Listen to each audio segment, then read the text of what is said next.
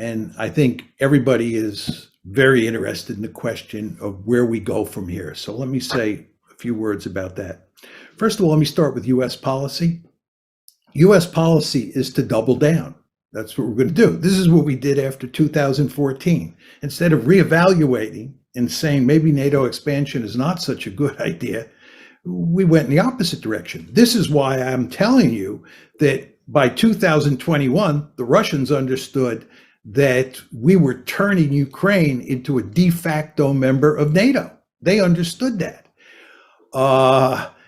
So what we did after 2014 is double down, and what we're going to do now and what we're doing now is doubling down.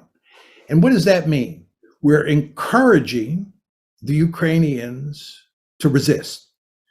We're not going to fight for them, you understand? We're going to fight to the last Ukrainian, but we're not going to do any of the fighting. They're on their own in that regard. But we're going to arm them and do what we can to train them at this late date and hope that they can hang in there and duke it out with the Russians. And nobody believes they're going to defeat the Russians, but maybe you'll get a stalemate. Now, the question you have to ask yourself, this is really the key question, is what are the Russians going to do, right? It seems to me that a lot of people in the West think that if the Ukrainians provide enough resistance, the Russians will roll over and play dead. Or maybe Vladimir Putin will throw his hands up, he'll surrender, he'll say, this was all a bad idea, I regret doing it. Or maybe there'll be a coup in Moscow, he'll be overthrown, and they'll bring in leaders who will work out a deal with us, and Ukraine will live happily ever after, we will live happily ever after, and the Russians will be chastened. I've spent my entire adult life studying great power politics. I know a lot about great power politics. This is not the way the world works, and it is certainly not the way the Russians work. You want to understand, going back to what I said about the April 2008 decision, the Russians said at the time, this is an existential threat. This is an existential threat, right? So even before the current war, Ukraine becoming part of NATO was viewed as an existential threat. Now you're talking about a situation where you defeat the Russians in Ukraine.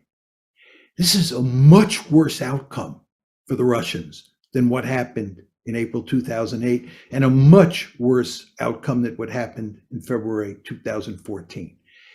And the Russians are not going to roll over and play dead. In fact, what the Russians are going to do is they're going to crush the Ukrainians. They're going to bring out the big guns.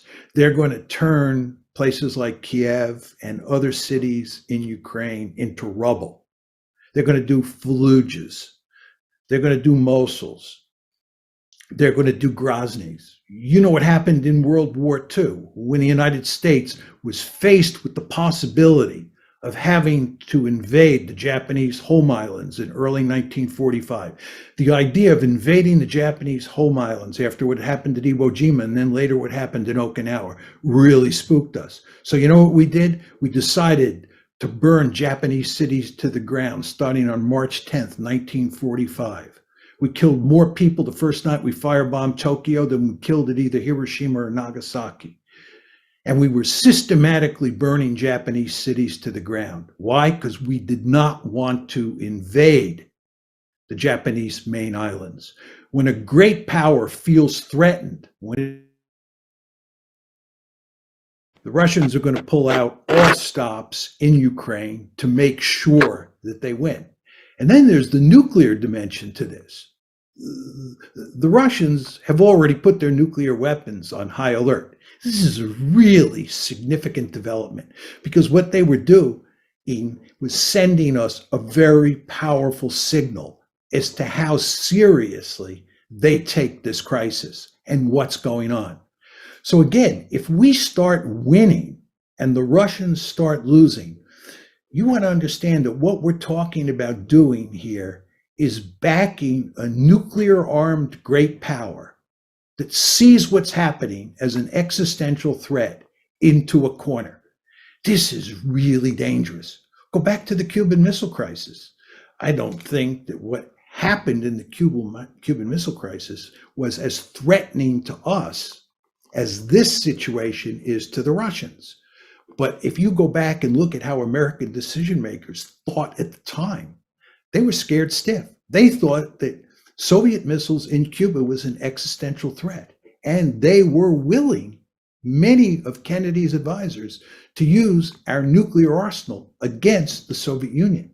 That's how serious great powers get when they think they face existential threats. So, in my opinion, we are in a very dangerous situation. I think the likelihood of nuclear war is very small, but the likelihood doesn't have to be high for me to be really scared because of the consequences associated with nuclear use. So we better be extremely careful here regarding what we do in terms of pushing the Russians into the corner. But again, I'm not sure that's going to happen, because I think what's going to happen here is that in a competition between us and the Russians will win. Now you're saying to yourself, why is he saying that? I think that if you think about this, you want to think about who has the greater resolve, right? Who really cares more about this situation, the Russians or the Americans? The Americans do not care that much about Ukraine. The Americans have made it clear they are not even willing to fight and die for Ukraine. So it's not that important to us. For the Russians, they have made it clear it's an existential threat. So the balance of resolve, I believe, favors them.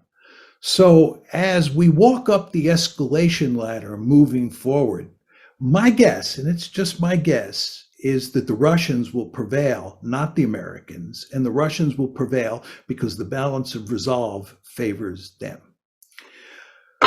Now, the question is, who loses this war? I think it doesn't matter much to the United States if we lose in the sense that the Russians prevail in Ukraine. I think the real losers in this war are the Ukrainians. And I think what's happened here is we have led the Ukrainians down the primrose path. We have pushed very hard to encourage the Ukrainians to want to become part of NATO. We have pushed very hard to make them part of NATO. We have pushed very hard to make them a Western bulwark on Russia's borders, despite the fact the Russians made it clear that this was unacceptable to them. We, in effect, and here I'm talking about the West, we took a stick and we poked the bear in the eye. And as you all know, if you take a stick and you poke a bear in the eye, that bear is probably not going to smile and laugh at what you're doing. That bear is probably going to fight back. And that's exactly what's happening here. And that bear is going to tear apart Ukraine. That bear is in the process of tearing apart Ukraine. And again, we go back to where we started. Who bears responsibility for this? Do the Russians bear responsibility for this? I don't think so. There's no question the Russians are doing the dirty work. I don't want to make light of that fact. But the question is, what caused the Russians to do this? And in my opinion, the answer is very simple: the United States of America. Thank you.